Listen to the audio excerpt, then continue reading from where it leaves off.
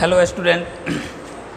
देखिए हम लोग जो पढ़ रहे थे, हम लोग फर्स्ट यूनिट हम लोग कंप्लीट कर लिए थे। मतलब फर्स्ट यूनिट था रिप्रोडक्शन हम लोग का कंप्लीट हो चुका था। मतलब उसमें जो 4 चैप्टर था, जो पहला हम लोग रिप्रोडक्शन इन ऑर्गेनिज्म था, second sexual reproduction in flowering plant था, और तीसरा था ह्यूमन रिप्रोडक्शन, और चौथा जो हम लोग रिप्रोडक्टिव हेल्थ के बारे में समझे थे। ये 4 चैप्टर फर्स्ट यूनिट का था, हम लोग कंप्लीट कर लिए थे। अब हम लोग सेकेंड यूनिट पढ़ेंगे। सेकेंड यूनिट है genetics and evolution. Second unit है जेनेटिक्स एंड इवोल्यूशन। हम लोग सेकेंड यूनिट पढ़ेंगे। यूनिट है सेकेंड यूनिट है genetics and evolution. Genetics and evolution, इसको हम लोग बोलते हैं आनुवंशिकी एवं जैव विकास। आनुवंशिकी एवं जैव विकास। देखिए यूनिट है सेकेंड यूनिट है जेनेटिक्स एंड इवोल्यूशन, मतलब आनुवंशिकी एवं जैव विकास। और इसमें हम लोग को 5वां चैप्टर पढ़ना है। 4 चैप्टर था फर्स्ट यूनिट में, और चैप्टर नंबर 5 है principle of inheritance and variation. Principal of inheritance and variation. Principal of inheritance and variation मतलब वंशागति एवं विविधता का सिद्धांत है। ये चैप्टर का नाम लिख दे रहे हैं, वंशागति एवं विविधता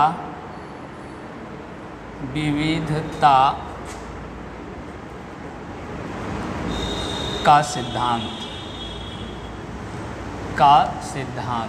तो देखिए 5वां चैप्टर है, यूनिट सेकेंड है जेनेटिक्स एंड इवोल्यूशन, और चैप्टर 5वां है principle of inheritance and variation, वंशागति एवं विविधता का सिद्धांत।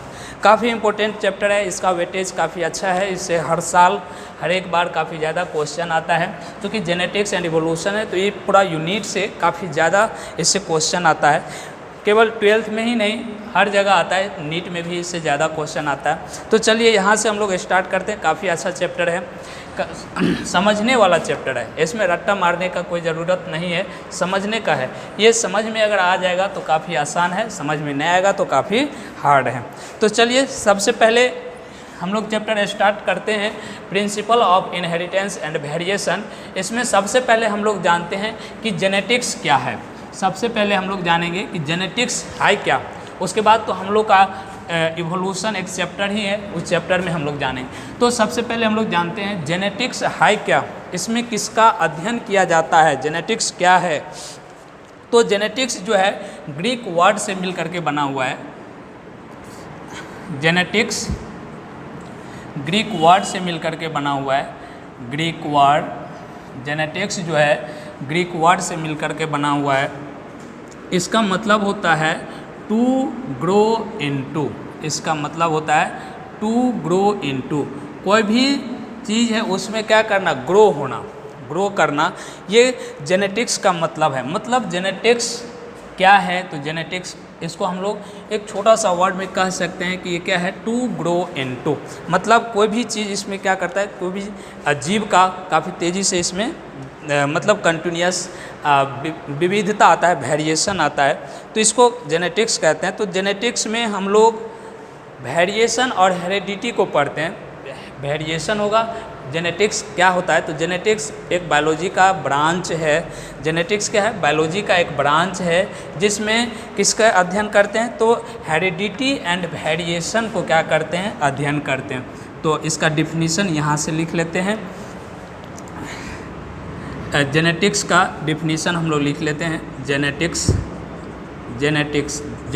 क्या है, जेनेटिक्स क्या है, it is the branch of biology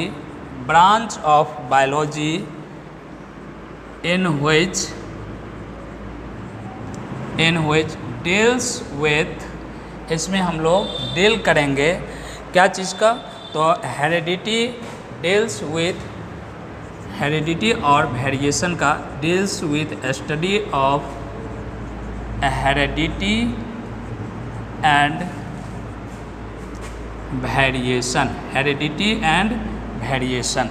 तो देखिए जेनेटिक्स क्या है, तो जेनेटिक्स है बायोलॉजी का एक ब्रांच है जिसमें हम लोग किसके अध्ययन करेंगे, तो हेरिडिटी एंड वेरिएशन को अध्ययन करेंगे।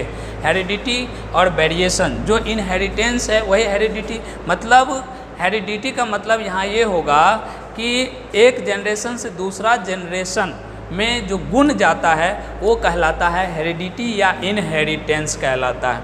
और वेरिएशन होता है, तो वेरिएशन जब भी जेनेटिक्स है तो इसमें वेरिएशन होगा। वेरिएशन कैसे होता है, तो जो पेरेंट है, पेरेंट और उसका ऑफ स्प्रिंग है उसमें वेरिएशन होगा।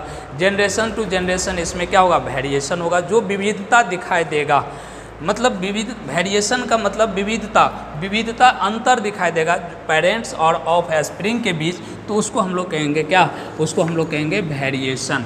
तो जेनेटिक्स क्या है, आनुवंशिकी क्या है, तो आनुवंशिकी जीव विज्ञान का ऐसा ब्रांच है जिसमें हेरिडिटी और वेरिएशन का अध्ययन किया जाता है, वही कहलाता है क्या, जेनेटिक्स कहलाता है।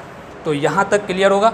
आगे हम लोग पढ़ते हैं। तो देखिए जेनेटिक्स का जो फादर है, जेनेटिक्स का जो फादर है वो है Gregor John Mendel. Gregor John Mendel genetics का फादर है, Gregor John Mendel,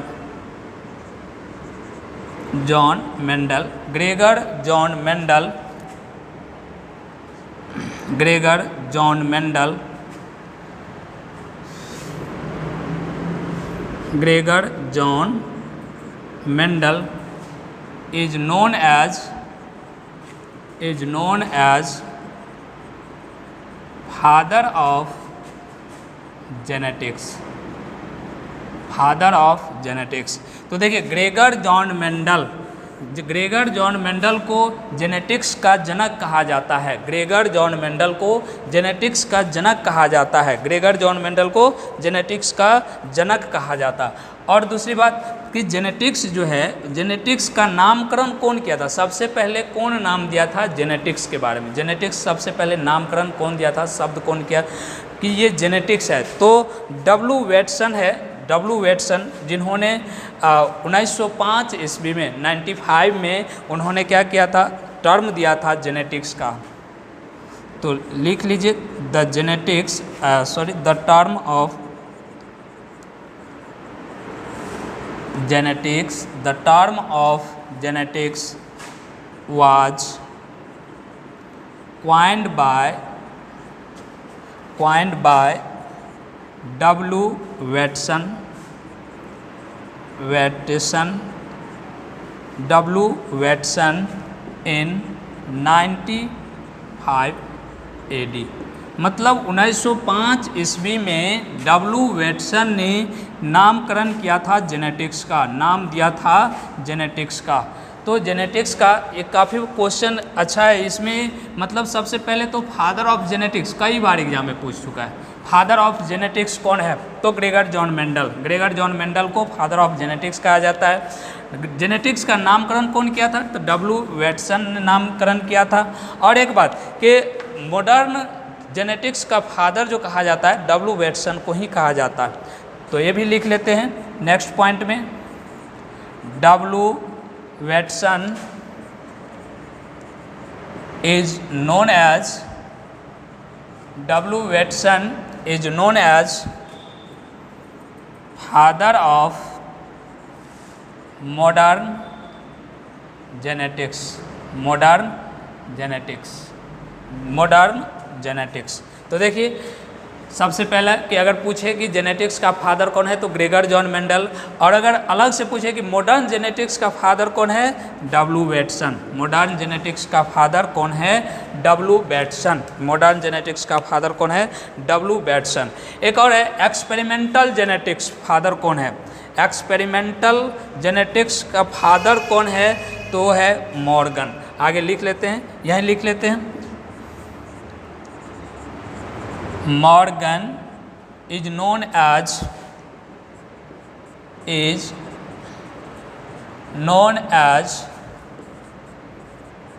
father of experimental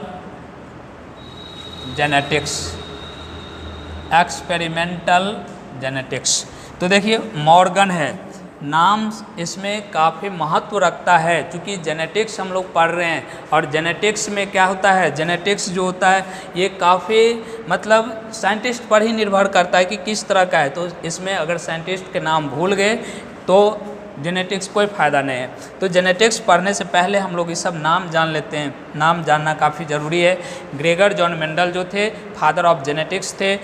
genetics का नामकरण कौन किए थे, तो डब्ल्यू वेटसन ने, और डब्ल्यू वेटसन को फादर ऑफ मॉडर्न जेनेटिक्स भी कहा जाता है, और एक्सपेरिमेंटल जेनेटिक्स का फादर जो कहा जाता है किसको, मॉर्गन को कहा जाता है।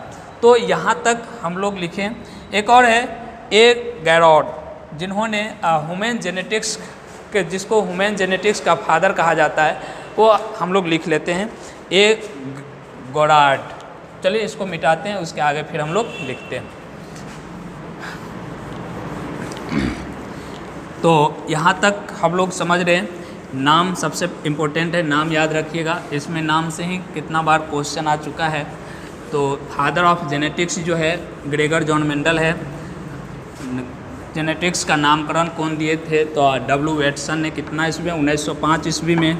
और डब्ल्यू वेटसन को फादर ऑफ मॉडर्न जेनेटिक्स के नाम से भी जानते हैं, और एक्सपेरिमेंटल जेनेटिक्स जो है मॉर्गन है। यहाँ तक हम लोग समझें। आगे हम लोग समझते हैं ए गोडार्ड या गैरार्ड बोलते हैं इसको हम लोग, Garrod is known as father of human genetics and biochemical genetics.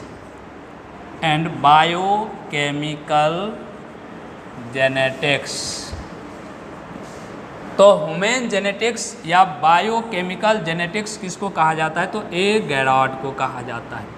A Garrard को कहा जाता है, क्या कहा जाता है, ह्यूमन जेनेटिक्स या बायोकेमिकल जेनेटिक्स कहा जाता है। तो देखिए अभी तक हम लोग कितना नाम जाने, फादर ऑफ जेनेटिक्स किसको बोलते हैं, ग्रेगर जॉन मेंडल को, और उसके बाद जेनेटिक्स का नामकरण कौन किए थे, डब्ल्यू वेटसन, कितना ईस्वी, 1905 ईस्वी में। फिर modern genetics, father of modern genetics किसको कहते हैं, डब्ल्यू वेटसन को कहते हैं। उसके बाद फिर हम लोग देखें एक्सपेरिमेंटल जेनेटिक्स किसको कहा जाता है, तो मॉर्गन को कहा जाता है। और ह्यूमन जेनेटिक्स या बायोकेमिकल जेनेटिक्स का फादर किसको कहा जाता है, तो ए गैरार्ड को कहा जाता है। तो यहाँ तक हम लोग समझे कि इसका नामकरण मतलब यहाँ तक हम लोग देखें। अब हम लोग इसके आगे पढ़ते हैं वेरिएशन क्या है। उसके बाद फिर हम लोग इनहेरिटेंस की बात करेंगे। तो पहले हम लोग करते हैं वेरिएशन की बात करते हैं, वेरिएशन क्या होता है। तो हेडिंग लगाते हैं हम लोग वेरिएशन। देखिए यहीं लिखते हैं वेरिएशन, आगे लिखते हैं, रुकिए सेकंड। वेरिएशन क्या है, तो वेरिएशन है कि कोई भी ऑफ स्प्रिंग है अपने पेरेंट्स से डिफरेंस दिखता है, अलग दिखता है, वही कहलाता है वेरिएशन। और वेरिएशन जो होगा ये होना ही है। कोई भी ऑर्गेनिज्म है उसमें भी खास के जिसमें मियोसिस होता है उसमें तो वेरिएशन होगा ही, मियोसिस सेल डिवीजन होगा तो उसमें तो वेरिएशन होगा ही। तो हेडिंग लगाते हैं हम लोग वेरिएशन। वेरिएशन क्या है, मतलब विविधता किसे कहते हैं, लिख लेते पहले। It is the degree of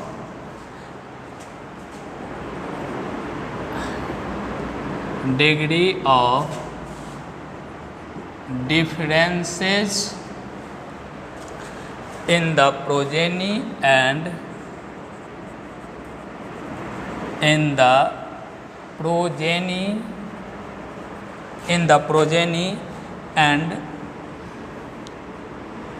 between the progeny to parent, that degree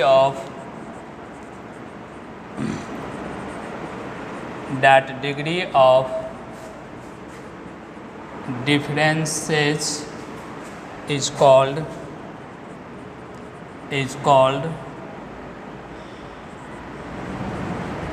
variation.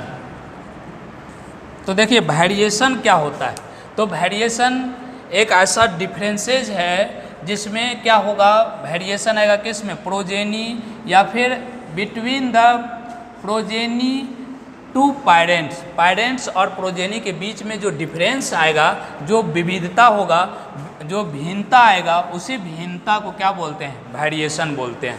उसी भिन्नता को क्या बोलते हैं, वेरिएशन बोलते हैं।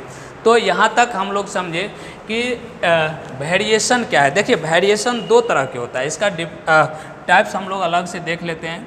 वेरिएशन जो होगा, वेरिएशन ये दो तरह के होता है। वेरिएशन जो होगा, दो तरह के वेरिएशन होता है। एक होता है जर्मिनल या इसी को हम लोग एक और नाम से जानते हैं ब्लास्टोजेनिक वेरिएशन,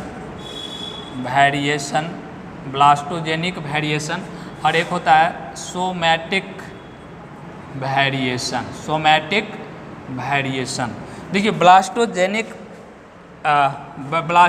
वेरिएशन या जर्मिनल वेरिएशन को हम लोग बोलते हैं जननिक विविधता, और इसको हम लोग बोलते हैं कायिक विविधता। इसको क्या बोलेंगे, कायिक विविधता। तो अलग अलग है, एक है जननिक विविधता और दूसरा है कायिक विविधता। जर्मिनल या ब्लास्टोजेनिक वेरिएशन और दूसरा है सोमैटिक वेरिएशन। तो यहाँ पर हम लोग समझते हैं कि जर्मिनल या ब्लास्टोजेनिक वेरिएशन क्या होता है, उसके बाद फिर सोमैटिक वेरिएशन। पहले इधर से देखिए, सोमैटिक वेरिएशन, सोमैटिक मतलब कायिक का मतलब होता है बॉडी सेल, कायिक का मतलब होता है बॉडी सेल। और बॉडी सेल में क्या होगा, बॉडी सेल में जो विभिन्नता आएगा, बॉडी सेल का मतलब होता है जो हम लोग के शरीर का जो कोशिका है उसमें ऐसे समझिए कि जो कायिक बाहर से जो आता है, जैसे मान लीजिए कोई किसान है और उसका जो ऑफ स्प्रिंग है, संतान है, वो बड़ा होकर के क्या बन गया, पहलवान बन गया। तो इसमें जेनेटिक कोई गुण नहीं आया है, इसमें क्या हुआ है, बाहर से वातावरण से अपने आप को इसमें क्या किया, विविधता लाया। जैसे मान लीजिए एक और एग्जांपल से समझते हैं, जैसे मान लीजिए ऐसे कोई किसान है और उसका बेटा जो हो गया डॉक्टर हुआ, इसमें जेनेटिक का कोई गुण नहीं आया है, इसमें क्या हुआ, इस तरह का उसको इन्वायरमेंट मिला, इसका वातावरण मिला, जिसमें वो क्या किया, अपने आप को ढाल लिया और बड़ा आदमी बन गया, डॉक्टर बन गया। तो इसका सोमैटिक वेरिएशन वो होता है जो क्या करता है कि मतलब अगला पीढ़ी में जनरेशन टू जनरेशन वेरिएशन नहीं करता है, केवल वो एक वेरिएशन में रहता है, मतलब एक ही जनरेशन में रहता है, तो उसको बोलते हैं सोमैटिक वेरिएशन। तो सोमैटिक वेरिएशन समझ में आ गया होगा। अब यहाँ देखिए जर्मिनल या ब्लास्टोजेनिक वेरिएशन है, इसको ऐसे समझिए कि एक जनरेशन से दूसरा जनरेशन में क्या होगा, इसका वैरी करेगा, जाएगा, मतलब एक जनरेशन से दूसरा जनरेशन में इसका गुण जाएगा जीन के द्वारा, तो इसको कहते हैं जर्मिनल या ब्लास्टोजेनिक वेरिएशन। इसमें क्या था, नहीं जा रहा था, इसमें एक जनरेशन से दूसरा जनरेशन नहीं जा रहा था, तो इसको कहते थे सोमैटिक। और इसमें जा रहा है मतलब एक जनरेशन से दूसरा जनरेशन में इसका कैरेक्टर जा रहा है, तो उसको बोलते हैं जर्मिनल या ब्लास्टोजेनिक वेरिएशन। ये जो होता है दो तरह के होता है, एक होता है कंटिन्यूस और दूसरा होता है डिसकंटिन्यूस। और दूसरा होता है डिसकंटिन्यूस। तो दो तरह के, एक कंटिन्यूस और दूसरा डिसकंटिन्यूस। अब कंटिन्यूस वेरिएशन जो होगा, ये कंटिन्यूस वेरिएशन क्रॉसिंग ओवर के द्वारा होगा, क्रॉसिंग ओवर। अब ये क्रॉसिंग ओवर क्या है? तो क्रॉसिंग ओवर जब हम लोग 11th में पढ़े थे cell cycle and cell division, वहाँ पर हम क्रॉसिंग ओवर के बारे में बताए थे, वहाँ पर समझाए थे क्रॉसिंग ओवर क्या होता है। और क्रॉसिंग ओवर में एक्सचेंज ऑफ जेनेटिक मटेरियल होता है। जेनेटिक मटेरियल क्या करता है? एक्सचेंज करता है, तब जाकर के उसमें क्या होता है? कुछ ना कुछ वेरिएशन आता ही है। तो ये कंटिन्यूस वेरिएशन होगा, मतलब इस लगातार ये वेरिएशन क्या हुआ है? चलते रहता है, और इसी क्रॉसिंग ओवर से क्या होगा? डेवलप करेगा, डेवलप करता है। तो ये क्रॉसिंग ओवर है, ये कंटिन्यूस होगा। और डिसकंटिन्यूस जो होगा, डिसकंटिन्यूस वेरिएशन जो होता है, ये किसके द्वारा कैसे होता है? तो म्यूटेशन से होता है, म्यूटेशन। अब म्यूटेशन क्या होता है? तो म्यूटेशन होता है सडनली चेंज हो जाता है, तो उसको कहते हैं म्यूटेशन। सडनली चेंज हो जाएगा क्रोमोसोम का, तो मतलब जीन में, तो उसको बोलते हैं म्यूटेशन। ये जो होता है ये भी मतलब क्या होगा? डिसकंटिन्यूस होता है, ये लगातार नहीं होता है, कभी अचानक सडनली चेंज हो जाता है, तो इसको बोलते हैं म्यूटेशन। तो ये वेरिएशन की बात थी। वेरिएशन में हम लोग यहाँ तक समझे दो तरह के हैं, जर्मिनल या ब्लास्टोजेनिक वेरिएशन जो एक जनरेशन से दूसरा जनरेशन जाता है, सोमैटिक वेरिएशन जो नहीं जाता है। इस तरह से इतना था, ये था वेरिएशन। आगे हम लोग पढ़ते हैं इनहेरिटेंस के बारे में भी समझ लेते हैं, इनहेरिटेंस क्या होता है। तो आगे अब हेडिंग लगाते हैं हम लोग, इनहेरिटेंस। इनहेरिटेंस क्या होता है? इनहेरिटेंस किसे कहते हैं? तो देखिए इसमें विविधता आ रहा है, वेरिएशन आ रहा है, लेकिन इनहेरिटेंस क्या होता है? तो इनहेरिटेंस होता है जो गुण जो होगा, कैरेक्टर जो होगा, वो एक जनरेशन से दूसरा जनरेशन में जाएगा। मतलब एक पीढ़ी से दूसरे पीढ़ी में जो गुण जाएगा वो कहलाएगा इनहेरिटेंस कहलाता है। तो हेडिंग लगाते हैं हम लोग, इनहेरिटेंस क्या होता है। और इनहेरिटेंस जो होता है, इनहेरिटेंस में क्रोमोसोम, डीएनए और जीन का काफ़ी क्या है? महत्व है। इनहेरिटेंस, इनहेरिटेंस जिसको हम लोग बोलते हैं वंशागति। वंशागति देख रहे हैं, नाम से स्पष्ट है, वंशागति मतलब वंश में क्या करना? वंश में गति करना। क्या चीज़ का गति करना? तो जो कैरेक्टर होता है वो कैरेक्टर का गति करना। लिख लेते हैं, it is the process by which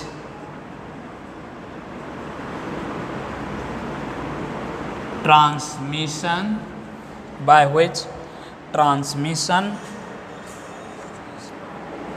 or passes of character या traits from one generation to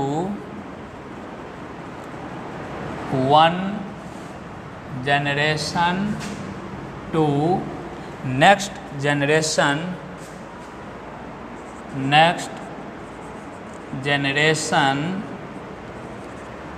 one generation to next generation or from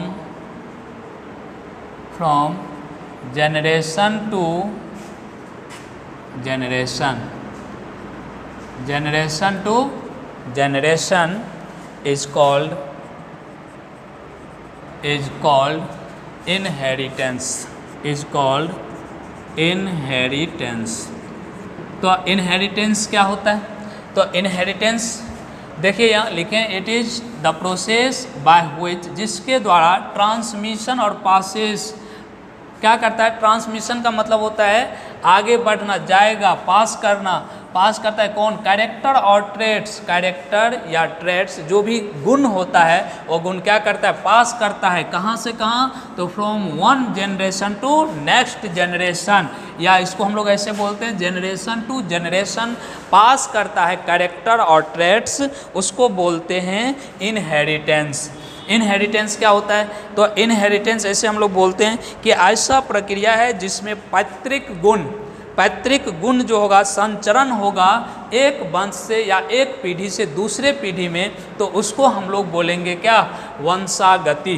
तो वंशागति क्या होता है, ऐसा प्रक्रिया है जिसमें पैतृक गुण का संचरण जो होता है एक पीढ़ी से दूसरे पीढ़ी में क्या करेगा, संचरण करेगा, परिवहन करेगा, तो इसको कहेंगे क्या, वंशागति कहते हैं। तो वंशागति समझ में आ रहा है। और इससे पहले जो हम लोग पढ़े थे वेरिएशन पढ़े थे, वेरिएशन था उसमें विविधता आ रहा था, कोई ना कोई गुण उसमें क्या हो रहा था, भिन्नता दिखाई दे रहा था, तो उसको हम लोग वेरिएशन बोले थे।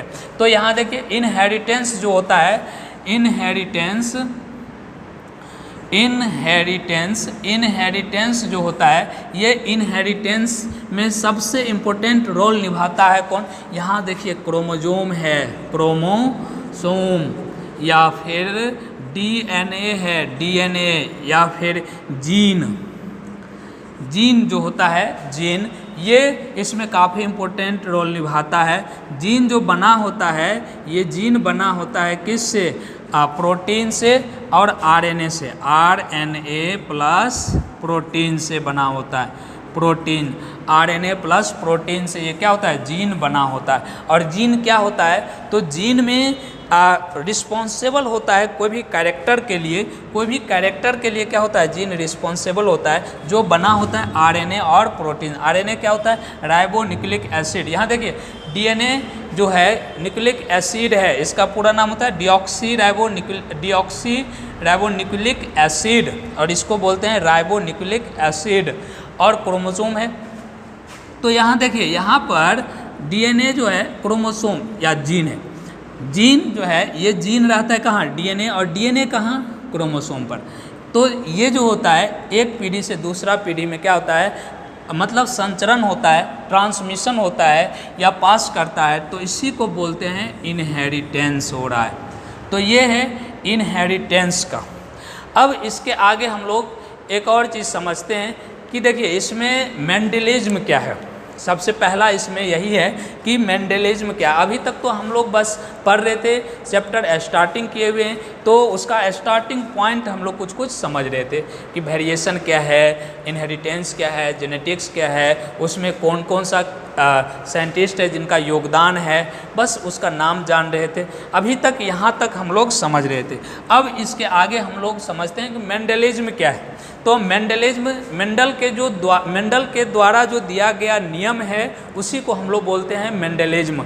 और कौन कौन सा नियम है, क्या है, सब हम लोग आगे पढ़ने वाले हैं। इससे पहले हम लोग मेंडल के बारे में कुछ समझ लेते हैं। मेंडल कौन थे, क्या किए थे उन्होंने, जिनके नाम जो क्या है, फादर है, जेनेटिक्स का पिता है।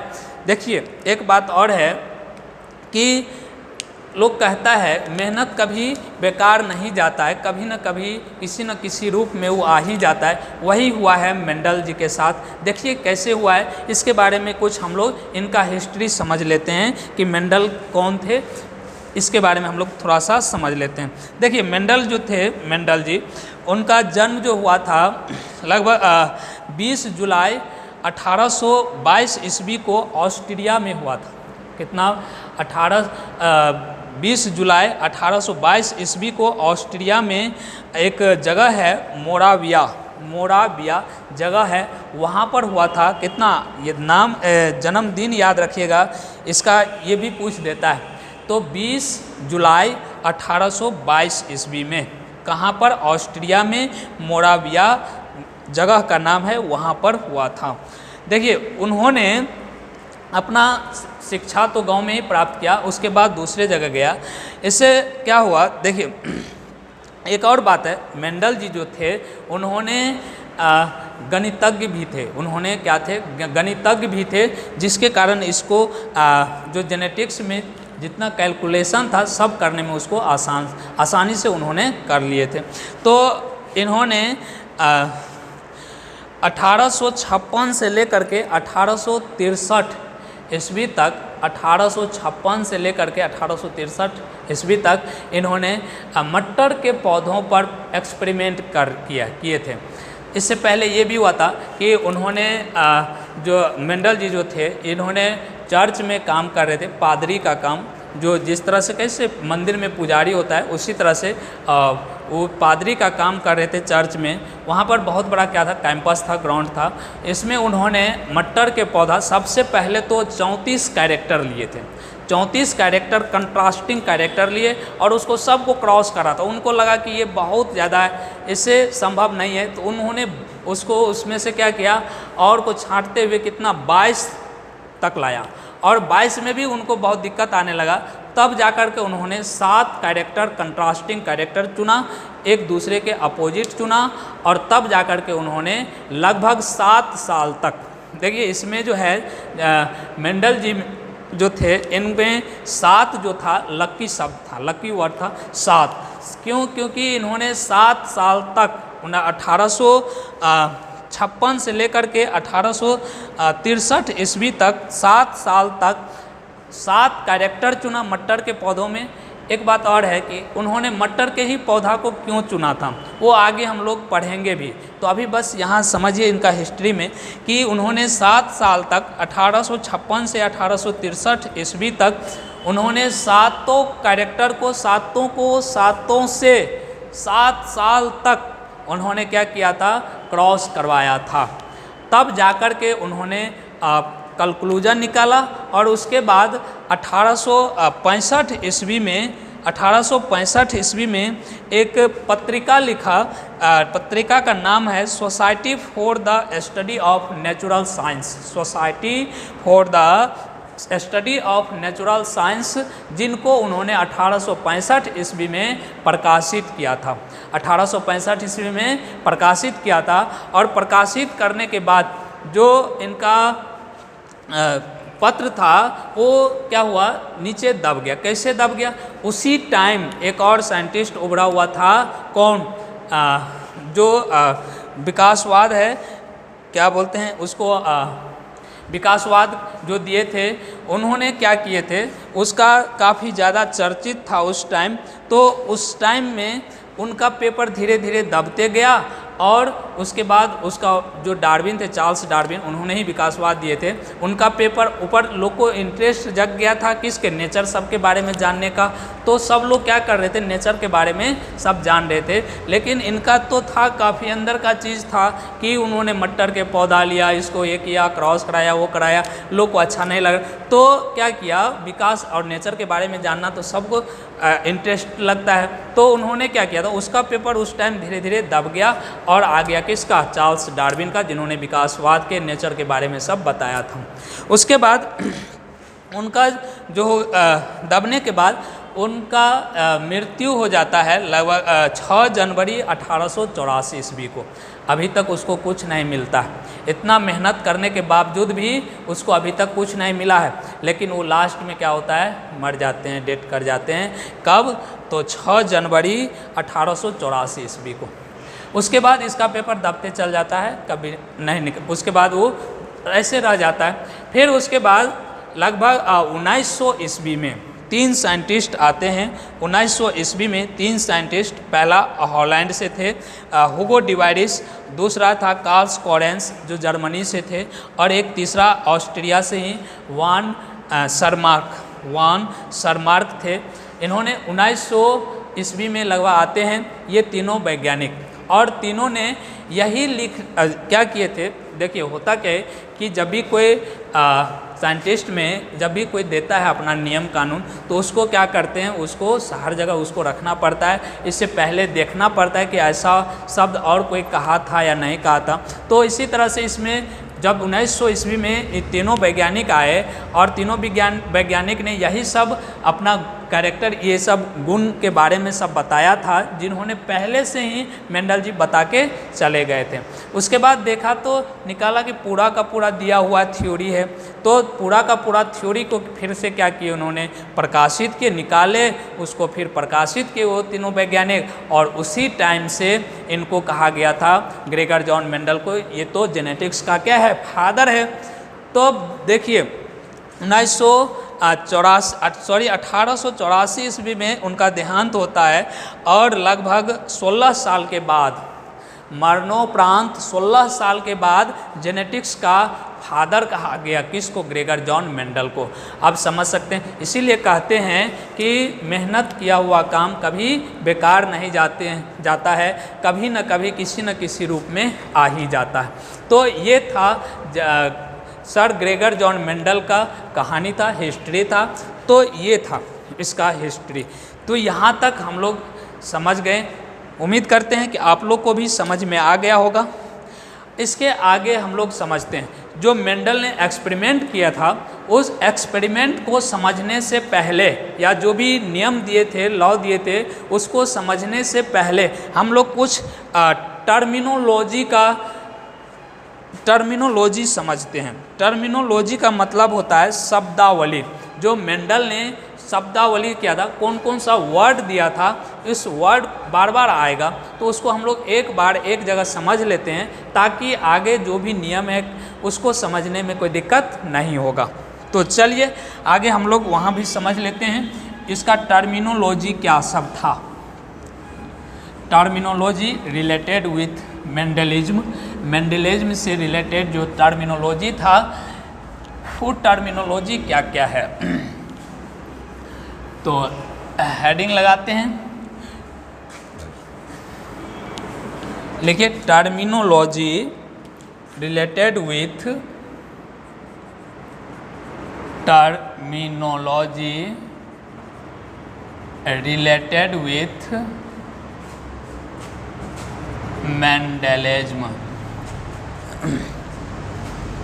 मेंडलिज्म। ये टर्मिनोलॉजी है। तो कौन कौन सा शब्द का उपयोग किया था, तो उसके बारे में हम लोग समझते हैं। सबसे पहला फैक्टर कहा था। फैक्टर क्या होता है, इन्होंने सबसे पहले फैक्टर कहा था। पहला लिखते जाओ, फैक्टर, जिसको हम लोग कारक बोलते हैं, फैक्टर कहा था। फैक्टर किसको कहा था, तो ये फैक्टर, एक बात और यहाँ है कि फैक्टर, इनको बाद में जीन कहा गया। जीन से पहले जो थे मेंडल, जो यूज कर रहे थे अपना एक्सपेरिमेंट में, फैक्टर यूज कर रहे थे। उनको पता नहीं था कि ये जीन है, उन्होंने फैक्टर करके इसका, फैक्टर या एलिमेंट करके इसका क्या कर रहे थे, यूज कर रहे थे। इन्हीं को बाद में कहा गया क्या, जीन कहा गया। तो लिखिए फैक्टर क्या होता है,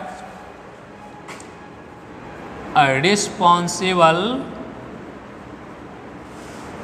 agent of any character, agent of any character, responsible agent of any character, मतलब कोई भी गुण का उत्तरदायी होता है। फैक्टर क्या होता है, कोई भी गुण का क्या होता है, कोई भी गुण का उत्तरदायित्व होता है, उसको क्या बोलते हैं, फैक्टर कहते हैं। कोई भी गुण है उसका क्या है, उत्तरदायित्व होता है, उसको हम लोग फैक्टर कहते हैं, कारक कहते हैं, या इसी को बाद में जीन कहा गया, जीन कहते हैं। तो फैक्टर क्या होता है समझ में आ गया। जिस तरह से मान लीजिए इन्होंने फैक्टर लिया था, जो गुण था, अगर टॉल है, आगे हम लोग पढ़ेंगे भी, अगर टॉल है, टॉल, तो इसको हम लोग टी बोलते हैं। यही इनका क्या था, फैक्टर था, जिसको बाद में क्या कहा गया, जीन कहा गया। तो ये फैक्टर था। उसके बाद है होमोजाइगस। उसके बाद नेक्स्ट पॉइंट है होमोजाइगस। होमोजाइगस जिसको बोलते हैं समयुग्मकी, समयुग्मकी, होमोजाइगस है समयुग्मकी। देखिए होमोजाइगस, होमो का मतलब क्या होता है, समान, एक जैसा, तो एक जैसा युग्मक होगा तो उसको बोलते हैं क्या, होमोजाइगस। एक जैसा, जैसे लिखते हैं pair of dominant and recessive, dominant और करते और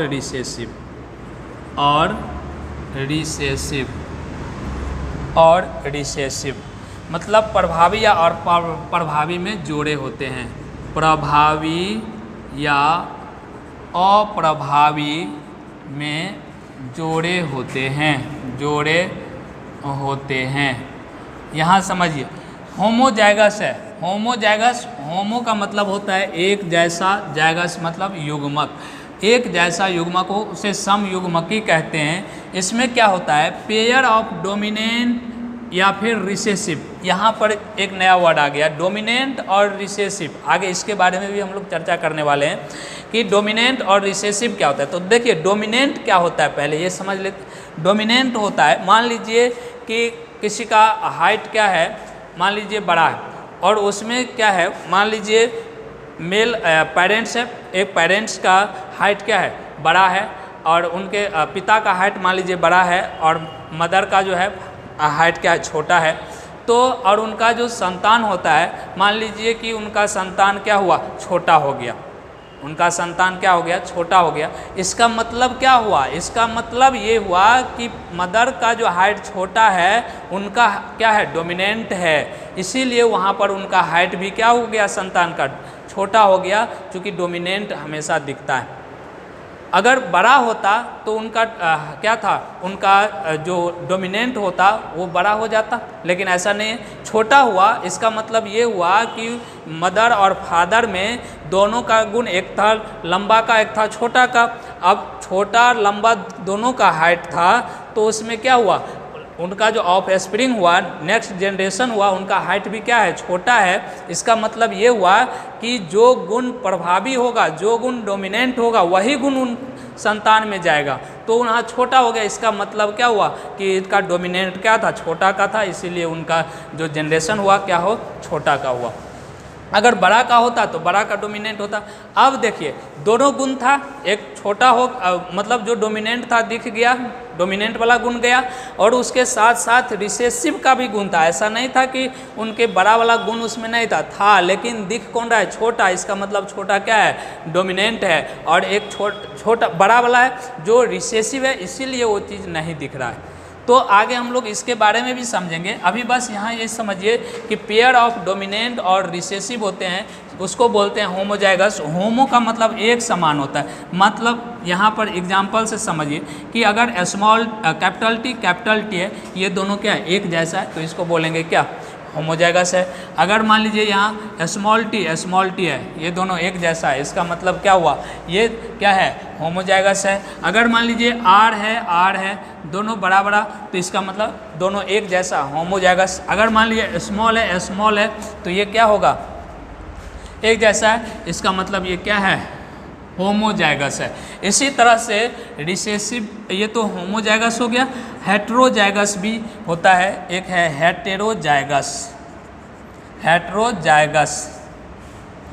हेटेरोजाइगस को हम लोग बोलते हैं विषम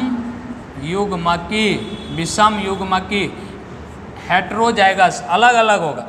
अब इसमें देखिए pair of dominant and recessive, pair of dominant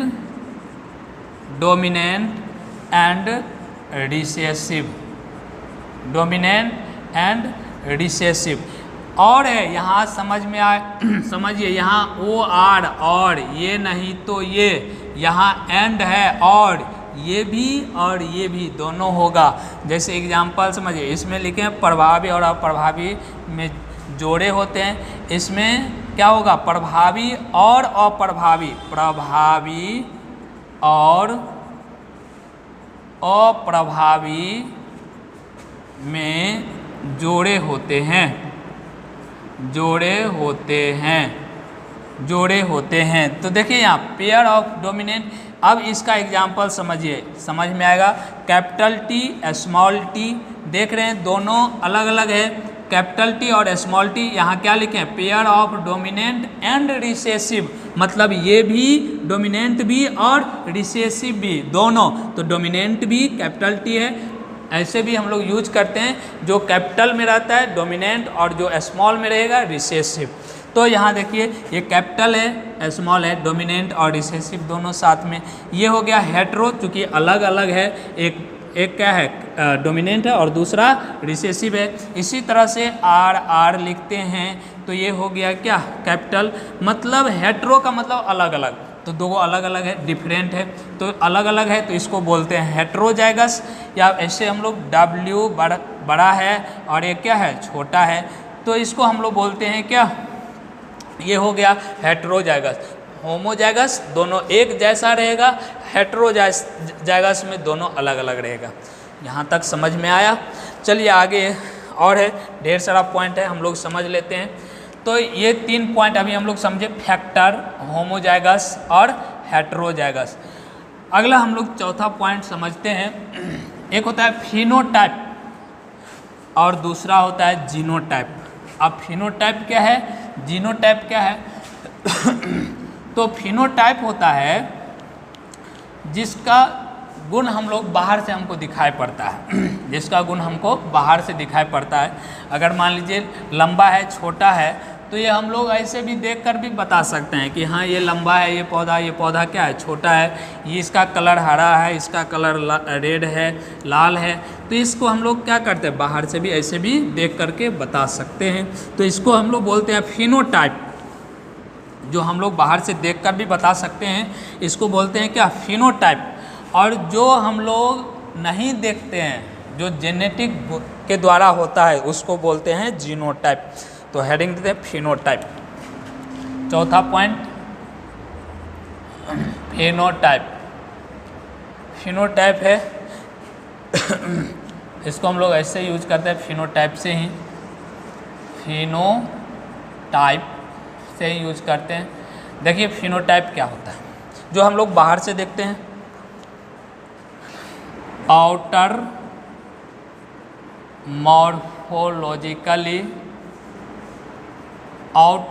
morphologically character of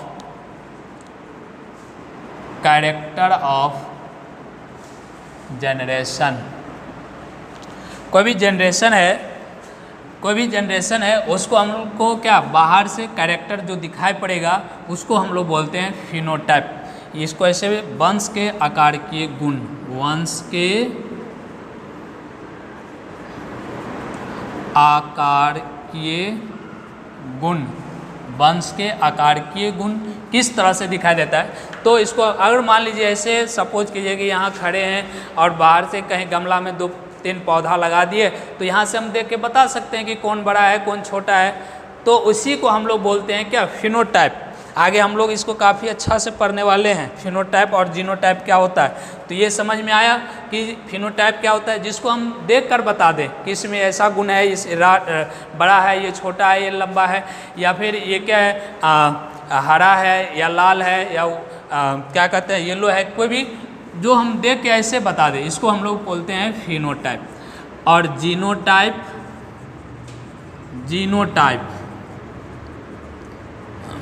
genotype क्या होता है, तो जीनोटाइप होता है जो जेनेटिकल कंपोजिशन कैरेक्टर होता है। जेनेटिकल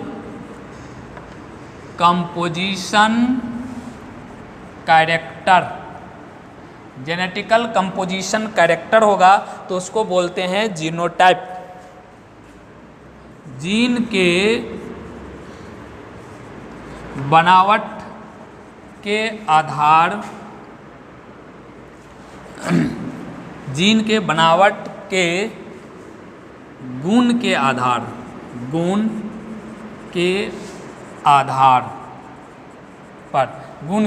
पर देखते हैं, तो इसको बोलते हैं जीनोटाइप। मतलब जीन के द्वारा, जो हम लोग को ऐसे नहीं दिखाई देगा, जीन अंदर में, जीन के द्वारा जो होगा उसको बोलते हैं जीनोटाइप। जैसे देखिए यहाँ पर लिखते हैं 2 तरह के क्रॉस हम लोग पढ़ेंगे, आगे भी पढ़ेंगे, यहाँ भी थोड़ा सा समझ लीजिए। एक होता है मोनोहाइब्रिड क्रॉस और एक होता है डाईहाइब्रिड क्रॉस। एक होता है डाई हाइब्रिड क्रॉस, एक होगा मोनो हाइब्रिड क्रॉस और एक होता है डाई हाइब्रिड क्रॉस। और दोनों में हमको देखना पड़ता है कि फिनोटाइप क्या है, फिनोटाइप, और एक होता है जीनोटाइप, जीनोटाइप। तो देखिए फिनोटाइप मोनो हाइब्रिड क्रॉस जब हम लोग कराएंगे तो वहाँ पर देखेंगे कि मोनो हाइब्रिड में फिनोटाइप जो होगा वो फिनोटाइप 3:1 का होता है, और जीनोटाइप में जब देखेंगे तो उसमें होता है 1:2:1 का होता है।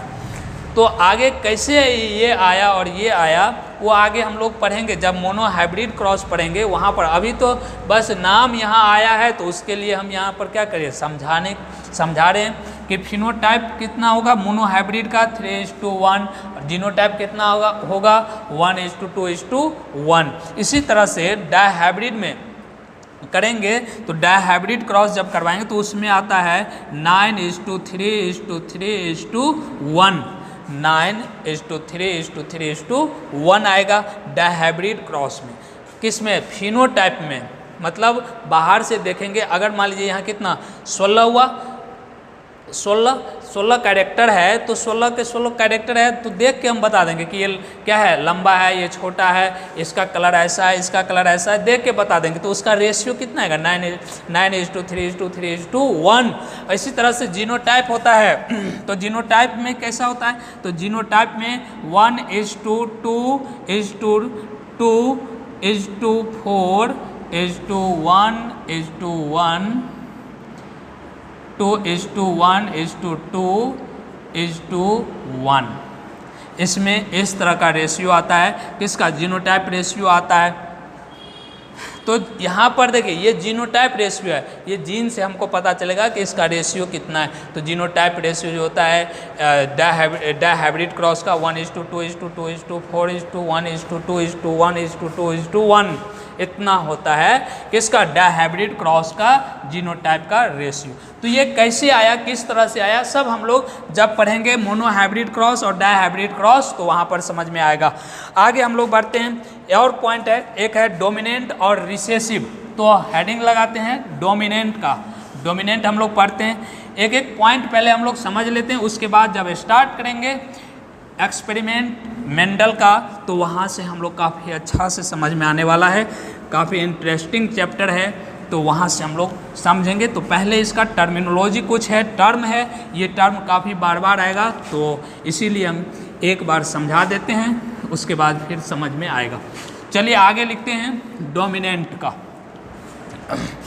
डोमिनेंट क्या होता है, प्रभावी। नंबर कितना होगा, नंबर 6। डोमिनेंट, डोमिनेंट है प्रभावी, डोमिनेंट है। डोमिनेंट किस तरह से होगा, तो डोमिनेंट होगा कोई भी फैक्टर, अब ये बताए जो हमको दिखाई दे और जो हमेशा दिखाई देता है, जो कैरेक्टर दिखाई देगा वही कैरेक्टर क्या कहे, डोमिनेंट कहलाएगा। जो छुपा हुआ रहेगा उसको रिसेसिव कहेंगे। लेकिन हमेशा ऐसा नहीं होता है, पहला जब जनरेशन होगा फर्स्ट जनरेशन उसमें रिसेसिव छुपा हुआ रहता है, लेकिन जैसे ही सेकेंड जनरेशन आता है तो रिसेसिव भी दिखता है। तो ऐसा हम नहीं कह सकते हैं कि हमेशा छुपा रहता है। तो लिखते हैं डोमिनेंट का, पहले हम लोग देखते हैं डोमिनेंट क्या होता है। देखिए फैक्टर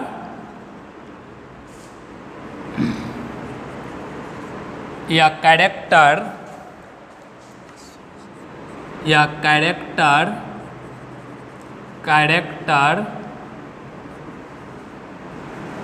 which shows always, हमेशा क्या होगा, ये फैक्टर इसका जो कैरेक्टर होगा, कैरेक्टर दिखेगा उसको बोलते हैं डोमिनेंट। जैसे एग्जाम्पल में देखिए, एग्जाम्पल अगर मान लीजिए टी टॉल है तो टी आएगा, राउंड है तो एस कैपिटल आएगा, ब्रिलियंट है W, ये है yellow.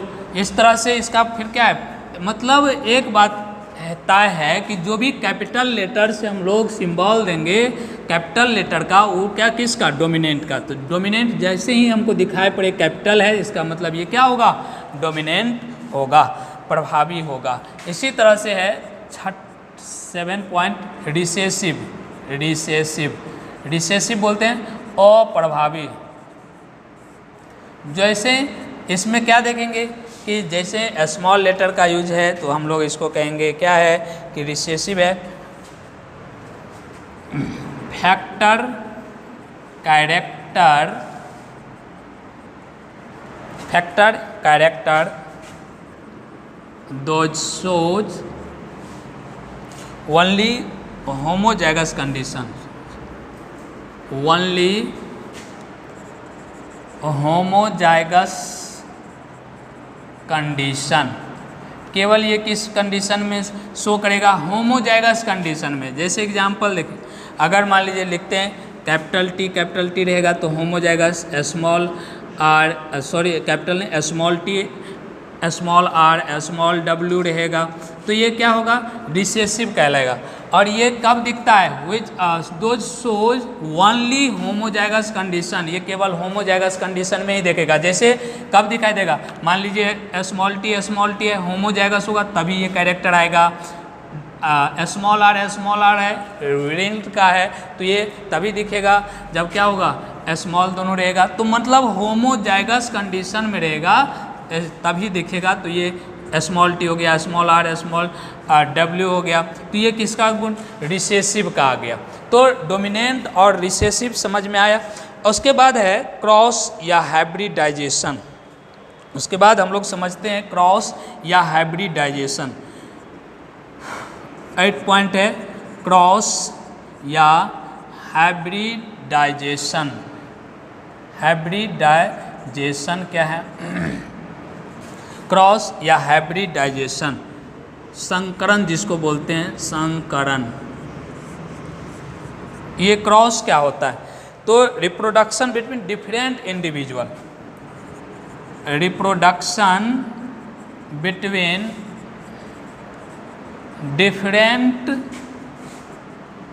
Individual, difference between reproduction between different individual, अलग अलग इंडिविजुअल को क्या कराते हैं, क्रॉस कराते हैं। वही क्रॉस होता है, हाइब्रिडाइजेशन होता है। अलग अलग इंडिविजुअल के साथ जब रिप्रोडक्शन कराया जाता है अलग अलग इंडिविजुअल के साथ, तो उसको क्या कहते हैं, क्रॉस कहते हैं, संकरण या हाइब्रिडाइजेशन कहते हैं। हम लोग को इसमें 2 क्रॉस के बारे में जानना भी है, एक तो मोनो हाइब्रिड क्रॉस या मोनो हाइब्रिडाइजेशन और एक है डाई हाइब्रिडाइजेशन। वो आगे हम लोग ऊपर पढ़ते हैं। मोनो हाइब्रिडाइजेशन क्या है और डाई हाइब्रिडाइजेशन क्या है, तो यहाँ तक समझ में आ गया होगा। डोमिनेंट क्या है, रिसेसिव क्या है, होमोजाइगस क्या है, हेट्रोजाइगस क्या है, जीनोटाइप क्या है, फिनोटाइप क्या है, फैक्टर क्या है। उसके बाद अभी तक हम लोग आए हैं क्रॉस पर, और क्रॉस क्या है, तो रिप्रोडक्शन बिटवीन डिफरेंट ऑर्गेनिज्म, अलग अलग ऑर्गेनिज्म के बीच में जो क्रॉस कराया जाता है उसको कहते हैं, अलग अलग ऑर्गेनिज्म के बीच में जो जनन करवाया जाता है उसको कहते हैं क्रॉस या हाइब्रिडाइजेशन कहते हैं। अब हम लोग समझते हैं मोनो हाइब्रिड या मोनो हाइब्रिडाइजेशन क्या है। मोनो हाइब्रिडाइजेशन क्या है, मोनो हाइब्रिडाइजेशन, मोनो हाइब्रिडाइजेशन मतलब होता है एक संकरण संकर। मोनो हाइब्रिडाइजेशन क्या है, तो मोनो हाइब्रिडाइजेशन में क्या करते हैं, 1 पेयर कैरेक्टर को क्या किया जाता है, 1 पेयर कंट्रास्टिंग कैरेक्टर के बीच में क्रॉस करवाया जाता है, उसको कहते हैं मोनो हाइब्रिडाइजेशन। लिख लेते हैं, cross between 1 pair character, 1 pair of character, 1 pair of character या जीन या फिर क्रॉस बिटवीन 1 पेयर कंट्रास्टिंग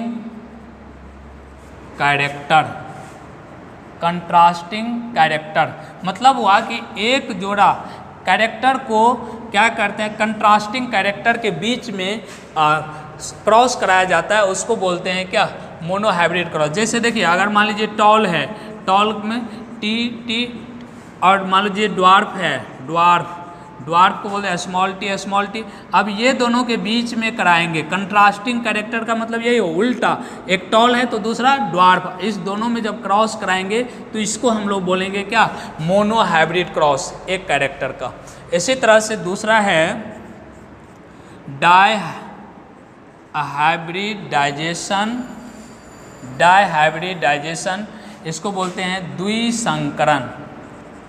द्विसंकर इसको बोलते हैं। इसमें क्या करते हैं, 2 पेयर कैरेक्टर लेते हैं, क्रॉस बिटवीन 2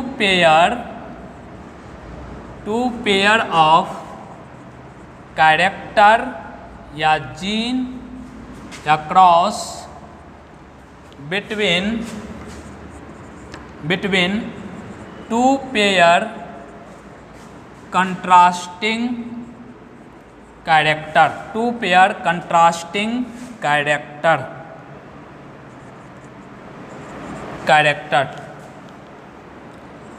तो इसमें एक जोड़ा को कराते हैं, इसमें कितना, 2 जोड़ा को। अगर मान लीजिए सीड है तो राउंड भी है और येलो भी है, तो ये हो गया। और दूसरा विरिंक्ड होगा, स्मॉलर, और क्या होगा, हरा भी होगा, ग्रीन भी होगा। तो इसको बोलते हैं, अब ये इसमें 2 जोड़ा आ गया, मतलब इसमें एक तो क्या है, बीज राउंड भी है और इसका कलर कैसा है, पीला भी है, येलो भी है। इसी तरह से ये क्या है, विरिंक्ड है, चिपटा हुआ है, और इसका कलर कैसा है, हरा है। तो ये दोनों कितना, 2 जोड़ा कैरेक्टर हो गया ना, और इसका जस्ट उल्टा है, अपोजिट है, कंट्रास्टिंग कैरेक्टर है। इस दोनों के बीच में अगर कराएंगे तो इसको बोलेंगे क्या, डायहाइब्रिड। सिंपल, मोनो मतलब होता है एक, जिसमें एक जोड़ा कंट्रास्टिंग कैरेक्टर के बीच में क्रॉस कराएंगे, मोनोहाइब्रिड क्रॉस। और डाय मतलब 2, जिसमें 2 जोड़ा कंट्रास्टिंग कैरेक्टर के बीच में क्रॉस कराएंगे तो डायहाइब्रिडाइजेशन कहलाएगा। तो ये था मतलब अभी तक जो हम लोग पढ़ रहे हैं, टर्मिनोलॉजी पढ़ रहे हैं, 10 पॉइंट हम लोग पढ़े। इसके आगे और भी है, 2-3 बचा हुआ है, तो इसको भी हम लोग पढ़ लेते हैं। तो ये हो गया डायहाइब्रिड क्रॉस का। अब आगे देखिए, समझते हैं। आगे है F1 generation, first filial generation, और दूसरा F2 जनरेशन है, सेकेंड फिलियल जनरेशन। क्या है, इसको भी हम लोग थोड़ा सा समझ लेते हैं, उसके आगे फिर हम लोग समझेंगे। हेडिंग लगाते हैं, F1 जनरेशन या फर्स्ट फिलियल जनरेशन, 11 नंबर होगा। फर्स्ट फिलियल जनरेशन, या इसी को हम लोग बोलते हैं F1 जनरेशन, F1 जनरेशन। तो देखिए F1 जनरेशन क्या होता है,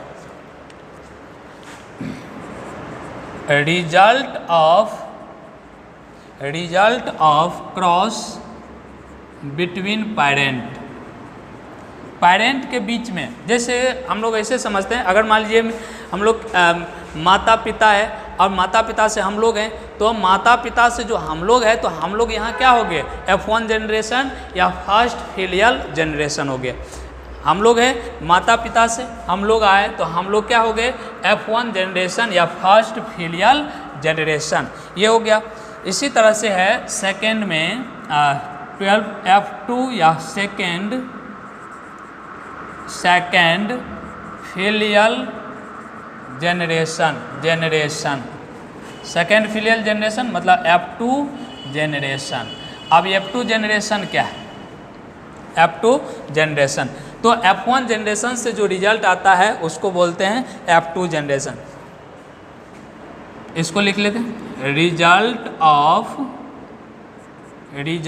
of cross between F1 generation, F1 generation के बीच में अब मान लीजिए फिर से समझते हैं, मान लीजिए हम लोग का दादाजी, दादाजी से पापा जी, तो पापा जी हो गए F1 जनरेशन, और पापा जी से फिर हम लोग आए तो हम लोग का क्या हो गया F2 जनरेशन। समझ में आया? मतलब दादाजी थे पेरेंट, और दादाजी से फिर पापा जी, तो पापा जी F1 जनरेशन, और पापा जी से फिर हम लोग, तो यहाँ हम लोग तक क्या हुआ F2 जनरेशन। अब मान लीजिए F3 आता तो हम लोग से जो अगला आता F3, इसी तरह से F4 F5 इस तरह से आता जाता है। तो F1 जनरेशन F2 जनरेशन समझ में आ गया होगा। आगे एक और है एलील के बारे में। एलील, एलील है, एलील या इसी को एक और नाम से जानते हैं एलियोमॉर्फ कहते हैं इसको, एलियोमॉर्फ, एलियोमॉर्फ। तो ये क्या होता है, लिखते हैं an allele is a variant form of a gene, variant form of a gene, variant form of a gene. मतलब जीवों में स्थित जीनों के वैकल्पिक विकार को क्या कहते हैं, एलील कहते हैं। मतलब जीन जो होता है, यहाँ लिख देते हैं, जीवों में स्थित जीन के वैकल्पिक प्रकार, जीन के वैकल्पिक प्रकार,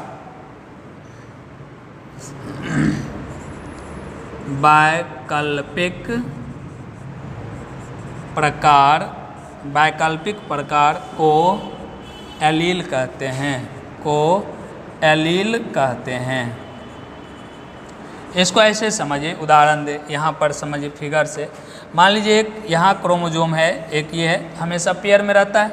अब यहाँ पर क्या है, एक जीन है T, यहाँ पर एक जीन है क्या T, तो ये हो गया।